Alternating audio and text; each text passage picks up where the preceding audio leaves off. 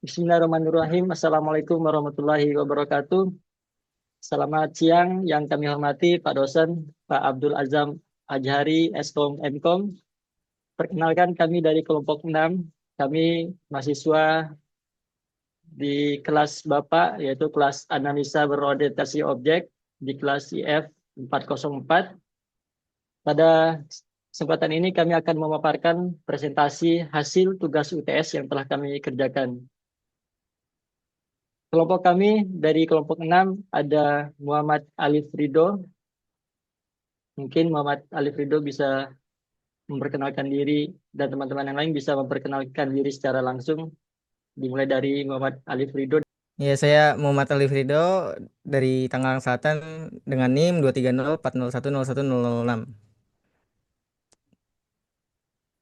Ini saya kembalikan ke bahas Fakih ya. Ke Mas Ani. Ya, kemudian ada Maulidin Fakih. Baik, terima kasih Mas Ani. Perkenalkan, nama saya Mauludin Fakih dengan NIM 2304010101026. Saya domisili dari Depok, Jawa Barat. Mungkin itu saja, bisa next ke Mas Lamda atau saya balikan ke Mas Sani. Oke, kemudian dari saya sendiri, Marsani, dari Batam, mewakili teman-teman dari kelompok 6 untuk membuka acara presentasi ini. Kemudian terakhir ada teman kami, Muhammad Lamda. Baik, kenalkan nama saya Muhammad Lamda Gibran Ramadan dengan NIM 2304010103020 dengan domisili Bandung. Baik, Oke, selanjutnya, bisa lanjut. ya, terima kasih teman-teman semuanya. Selanjutnya kita akan masuk ke slide berikutnya.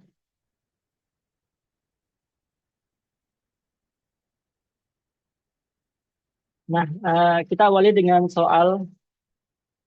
Jadi dari tugas ini ada diberikan ilustrasi, yaitu diilustrasikan pada sebuah klinik, misalnya klinik X, yang sistem administrasi dan data rekam medik pasiennya itu masih bersifat manual, belum terkomputerisasi. Nah, kemudian dari ilustrasi tersebut ada 4 soal yang akan kita selesaikan. Yang pertama yaitu mengenai flowchart sebagai penggambaran sistem berjalan yang ada pada klinik X tersebut.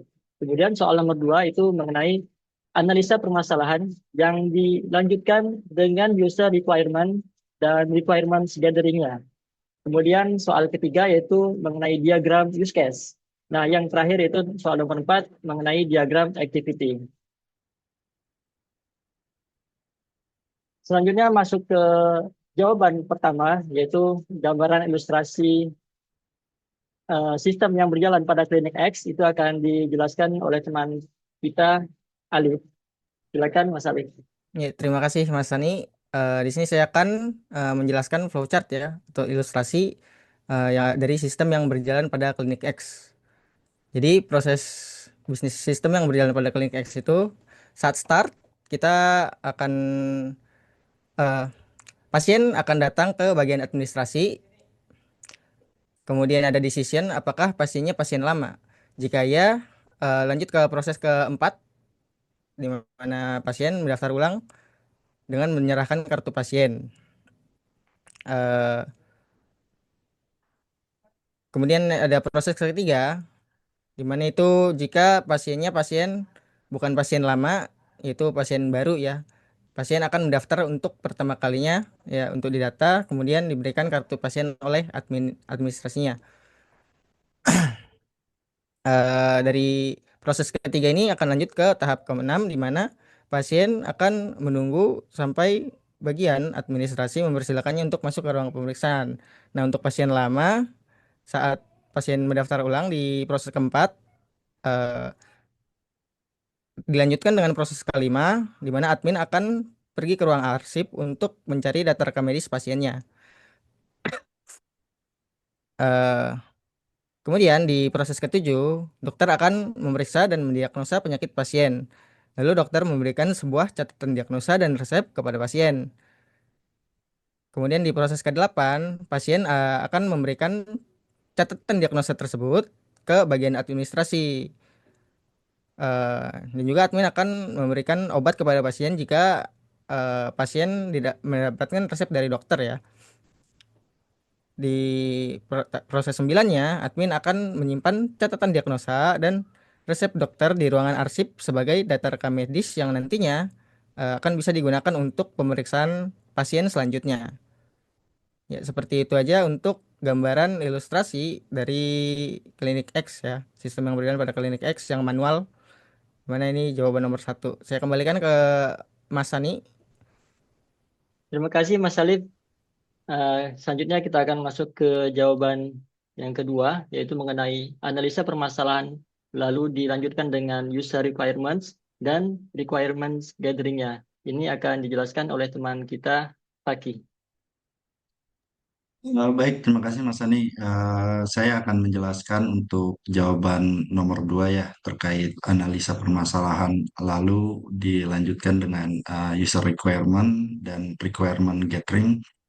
Dari permasalahan itu kita bisa analisa, yaitu ada beberapa poin, ada 3 poin, yaitu kurang efisien, lalu juga ada beresiko kehilangan data, lalu juga ada berpotensi menduplikasi rekam medis. Nah, untuk user requirements-nya ini ada 4 poin ya. Yang pertama itu sistem yang cepat mudah dipahami, lalu ada akses cepat ke data rekam medis pasien, lalu yang ketiga itu penyimpanan data rekam medis per pasien, dan yang terakhir ada admin dapat mengelola data pasien. Dan untuk requirement gathering-nya itu ada 2 nih, dokumentasi proses alur kerja dan juga wawancara dengan pemilik, admin, dokter, ataupun pasien klinik X untuk mengetahui kebutuhan sistem. Itu saja sih jawaban untuk nomor 2 terkait analisa permasalahan, user requirement, dan requirement gathering. Saya balikan lagi ke Mas Ani. Baik, terima kasih Mas Paki. Selanjutnya kita masuk ke jawaban nomor 3. Ini berkaitan dengan diagram use case, gambaran perencanaan sistem usulan. Ini akan dijelaskan oleh teman kita, Lambda, dan nanti akan ditambahkan oleh saya sendiri. Oh, baik. Di sini saya akan menjelaskan diagram untuk use case gambaran perencanaan sistem usulan. Jadi di sini ada kurang lebih ada 6 tahapan ya. Dari yang tahapan pertama itu bisa dilihat dari diagram yang paling kiri atas, dari pasien yang baru atau ya pasien yang baru, dia akan mendaftar pertama kalinya dan mengisi formulir untuk mencetak kartu ID yang akan dicetak oleh admin. Jadi setelah si flow yang pertama, dia akan lanjut ke flow yang 2.1. Nah, lalu di sisi admin dia akan mencetak kartu ID-nya, dan dari sisi admin dia akan menambahkan pasien ID pasien tersebut ke database untuk direkam data medis pasiennya. Nah, untuk poin yang 2.2, dia itu daftar ulang untuk pasien yang sebelumnya sudah pernah daftar atau pasien lama. Nah, untuk pasien yang lama ini dia sudah memiliki kartu ID dan akan langsung memberikan kartu ID-nya ke admin. Lalu si admin bisa mengakses data rekam medis pasien tersebut.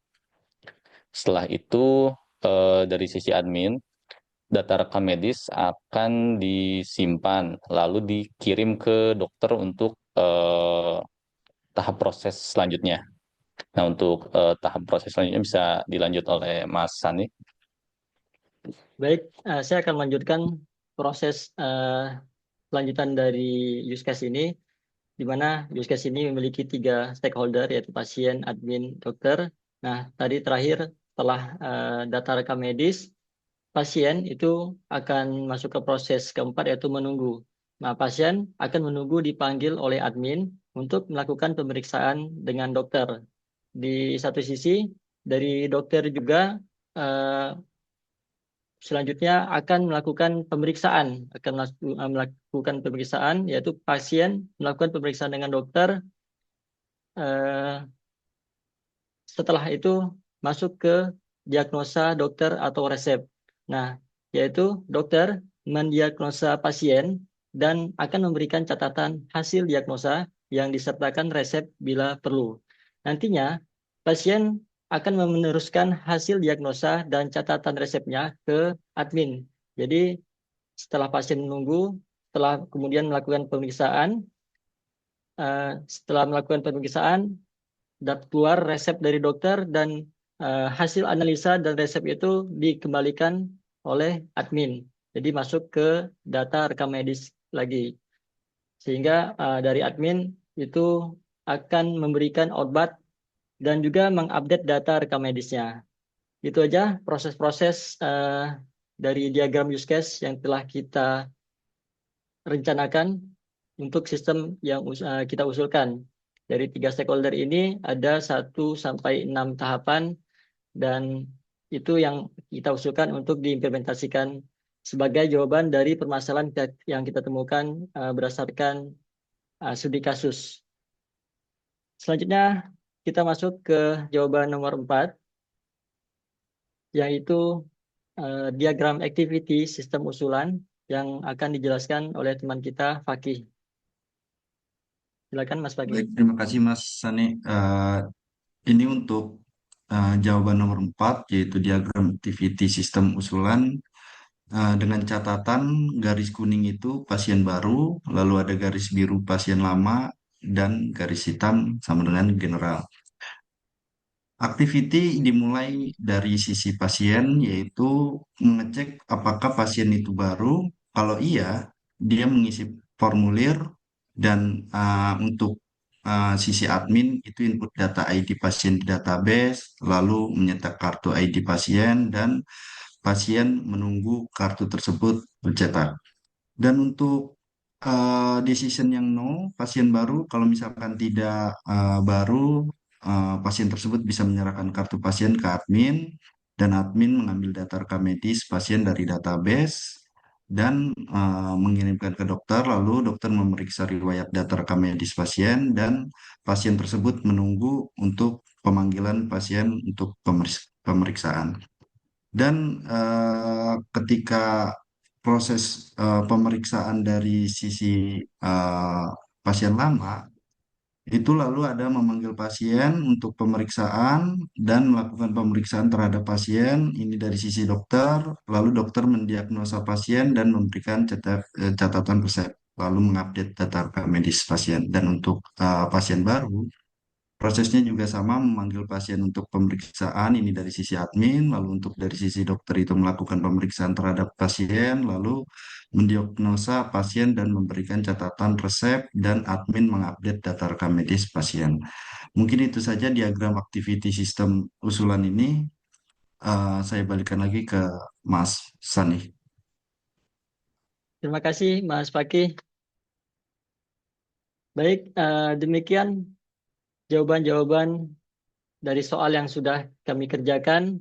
Terima kasih atas perhatian Bapak dan terima kasih atas bimbingannya selama pembelajaran. Mudah-mudahan apa yang sudah kita kerjakan bisa diterima dengan baik. Mewakili dari teman-teman kelompok 6, kami ucapkan terima kasih. Wassalamualaikum warahmatullahi wabarakatuh. Assalamualaikum warahmatullahi wabarakatuh.